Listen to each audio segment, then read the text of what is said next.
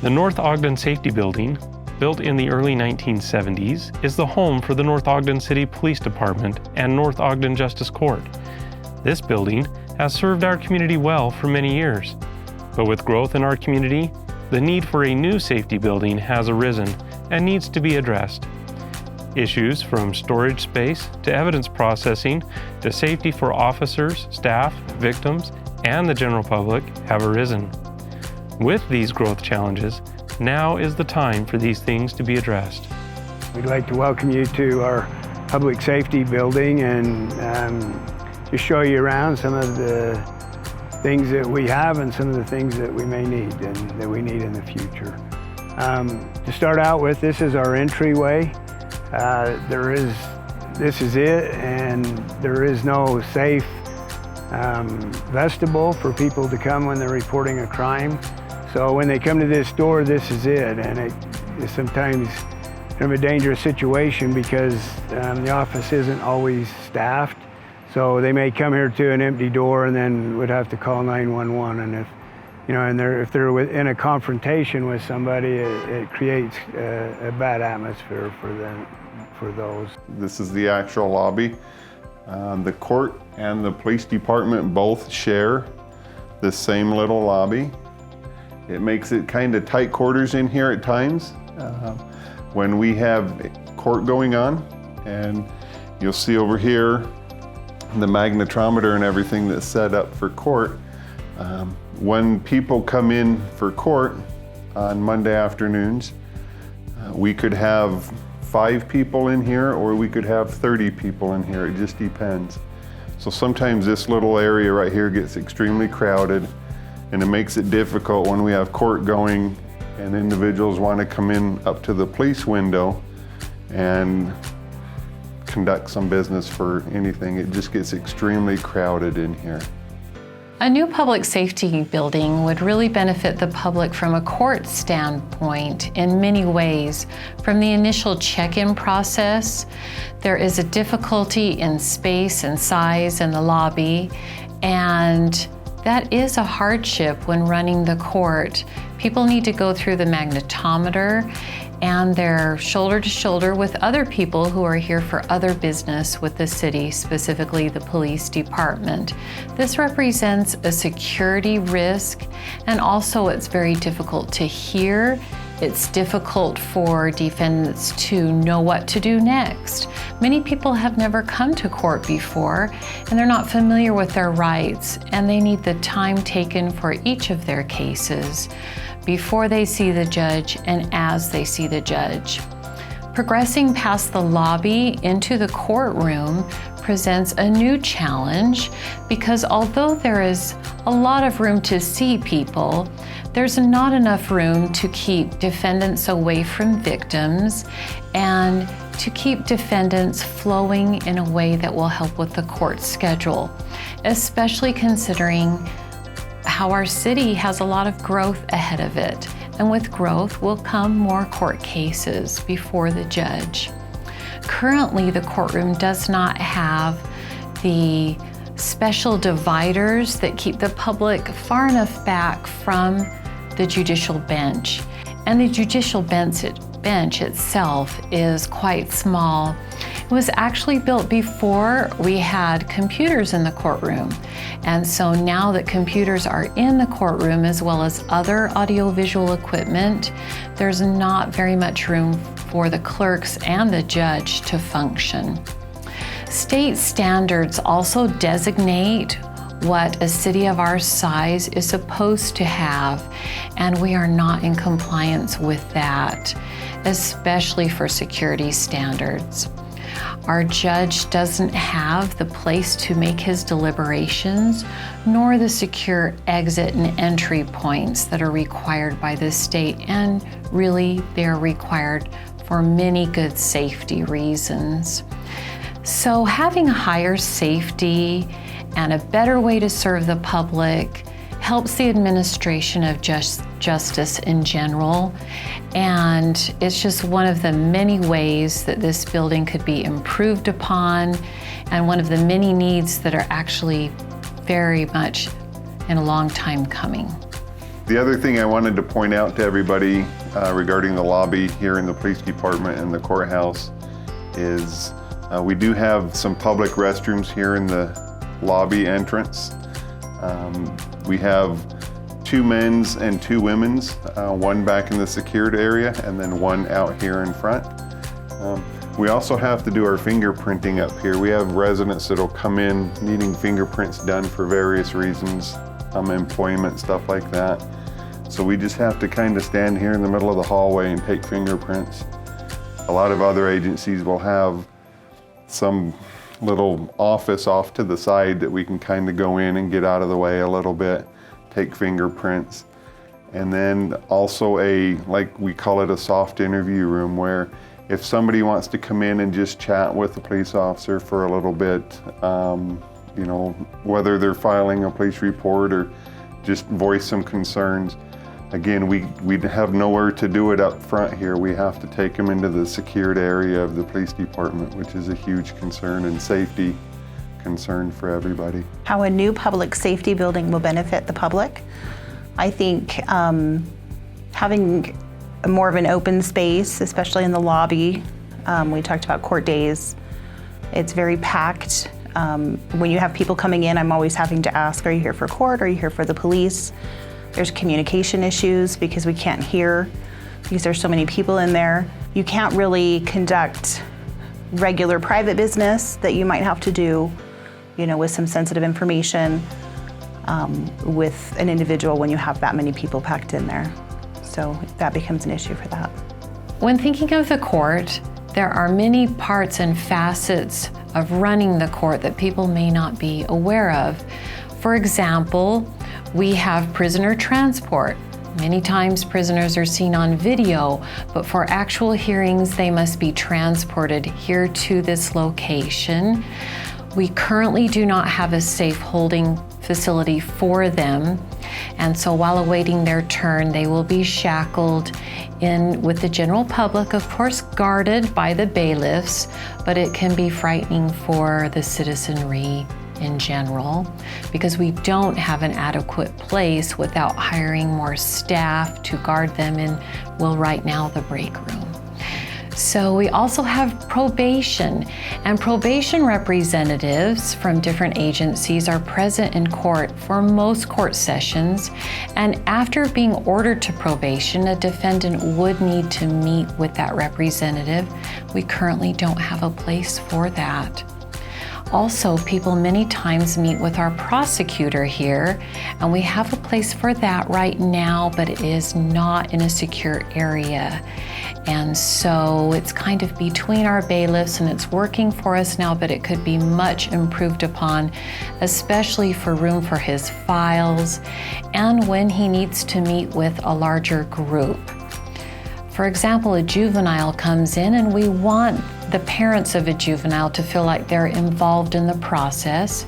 Now, juvenile crimes are handled at a different court, but when they are traffic related and affect their driver license, they're actually handled in our court. And the prosecutor likes to be able to make the parents a part of those decisions as well. So we have probation, the prosecutor, the judge, the bailiffs, sometimes prisoners, the domestic violence advocate, the victims, the defendants, and the public coming into the building, and there is not enough room, nor are there enough restrooms. Right now, it's very possible that someone could be in a restroom and their accuser come in or the victim come in. It's not a safe and professional way for us to administer justice right now. Well, yes, there have been instances, not very many because we do have wonderful bailiffs from the North Ogden Police Department, but we do have those instances where a defendant is very upset and will need to be escorted out or perhaps taken and cuffed at that time and escorted to a holding facility.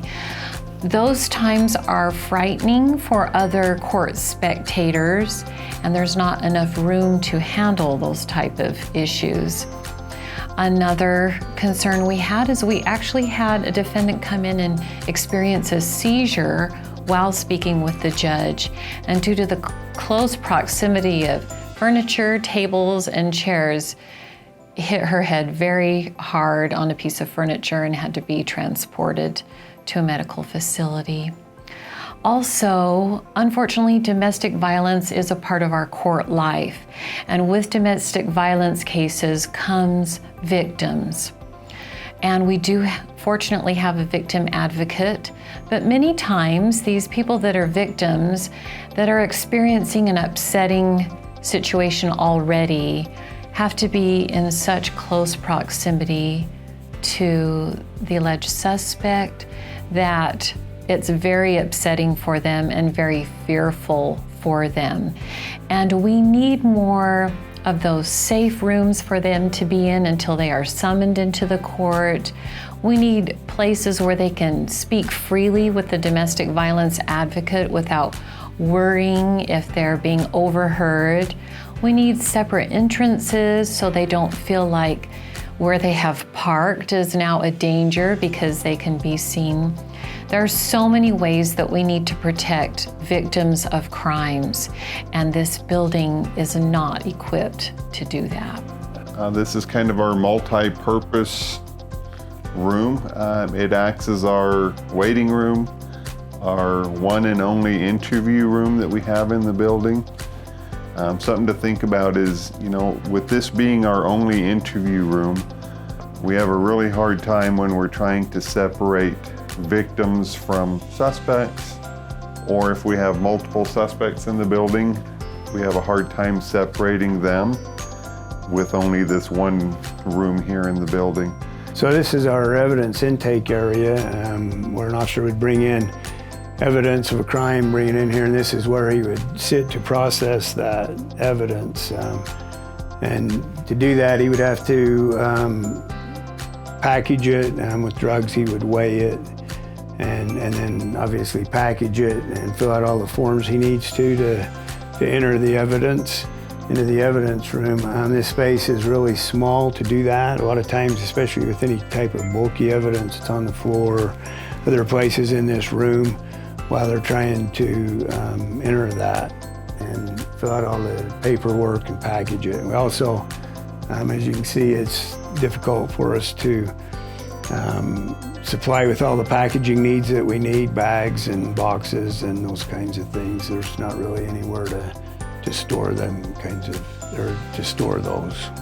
North Ogden's infamous for their night winds, and then with that wind, you open that door, and if you're not knowing, because we don't know, if somebody's doing evidence there, it blows everything off the counter. And then the worst part about that, again, on the health and well-being of others, when that blows it there, you may not physically get something to blow off the counter, but you are going to get particles, and that carries more into the patrol room that are going to get on, which is right next to our cubby hole, our cubbies for documents that we use daily, as well as each officer has like a 14 by 6-inch box. That's what they get to claim theirs. You come to North Ogden and work, and we give you a square box. That's where equipment, that's where paper, that's where notifications, that's what you get. So after they've processed the evidence that they've brought in, and they would then bring it here, and we do have some updated evidence lockers. They can set the evidence in here and then lock it, and it's secure, and nobody can access the evidence except for the evidence tech, which they can do from the other side. These are just a recent addition to our department, and it has helped our evidence significantly. And we are still lacking a refrigerated evidence locker, and that's it. Within our storage, our evidence, we have an assortment of lockers in different sizes along a wall, which are efficient if there's a small amount of stuff and if they are small things. They range in different sizes, with a overly large one to small, but there's minimum. For instance, when somebody that would be considered homeless commits a crime, the jail does not take their property. They will not, they don't have the space themselves. So then we have to be the holder of their property, and most of the times we don't have a place to put it. We take their property, we safekeep it and advise them where it's at and how they come get it, but it needs to be secured. We don't have a place to put it. because of the space for that. And then also when it comes to storage, if in our patrol division, that room is, 17 feet by 10 feet, 12 feet, throwing numbers out there, not to be exact, but every nook and cranny has equipment leaning in a corner, stuff stacked on stuff, because we don't have anywhere else to put it. We have some storage upstairs that was probably filled years ago with stuff. The retention on evidence is astronomical. It can be up to 10 years. It could be up for 20 years. It just all comes down to the case and the pertinence of it and what the case was within itself. And this is inside of our evidence room. As you can see, it's very small, and we don't have a lot of room in here to keep things organized. It makes it very difficult. We also don't have any real processing area as far as like drying wet things, other kind of substances that are difficult to deal with. We don't have a lot of room in here to keep things organized and neat, and then any large items and that just compound the problem for us. So this is basically our only storage room we have in the entire building. As you can see, it's full, and a lot of the officers and other personnel have to store a lot of property just in their offices or under desks or wherever we can put it, because we don't have adequate storage.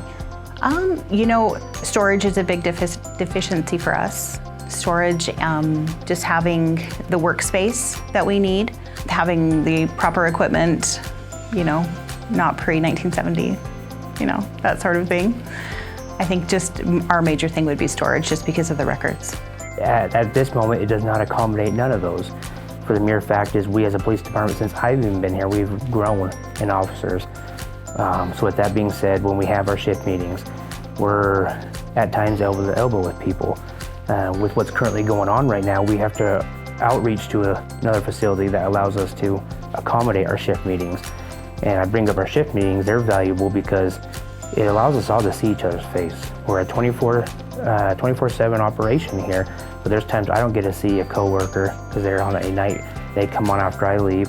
So the importance of that is we get to see other coworkers, learn what's going on, discuss things that are coming up or going forward, or there are changes to our job. So with the building not being accommodated for it, we just have no room. We don't have the facilities to where if we were to do a luncheon, we're having to rearrange elbow to elbow. And that's with our biggest room in this building, which is the courtroom. I just wanted to take a quick minute and point out this is our break room for the facility. We use it for court personnel and also the police department personnel. This is the one and only break room that we have. And one other thing that I'll mention is this door to my right goes directly outside, and it goes to the public parking lot.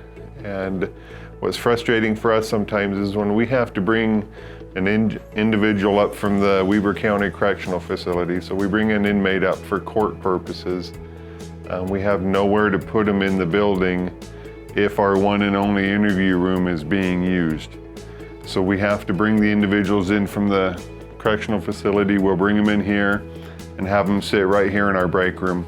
There's been talk, where we've had to chain them up, whether it's, to the fridge or the stove. But it's kind of frustrating if somebody needs to be here around lunchtime or dinner time for our night crew that's here. Just kind of inconvenient, and trying to enjoy a break or something when we're bringing inmates in and out of our one and only break room in the building. So just the simplicity of the cosmetics. Look where I could decompress. Look where I could sit back and just enjoy something. Look where we could put a TV that we can put our computer and mirror it and go across instead of huddling around each other on a 17-inch laptop screen. So aesthetics outside and inside, and I think everybody would agree, the safety. Our spouses would agree, safety. We cannot come into work, into our office, to a secure facility. The door may not open, but there's numerous windows broke already. And just the aesthetics of, wow. I feel sweaty because I just got that accident, but I come into that old, dingy, not able to cool off, not able to put my uniform somewhere, take my carrier off and put it somewhere while I use the restroom. I have to put it on a table in our patrol room where drugs are accounted for, or I have to put it around the floor somewhere. There's just nowhere to put it. So the aesthetics to want somebody to come work here are none, because we do not have nothing to offer besides, here's our home. Right, the last concern that I'll bring up, and this is really high on our safety concern, is the lack of employee parking that we have here for our facility, whether it's for the police department or the courthouse employees. All the doors from our building, other than the main doors that you saw at the lobby, every other door in the facility comes out to this public parking area. And we use this for employees, for both the courthouse, the police department, and also the city administration building, which is just behind the camera.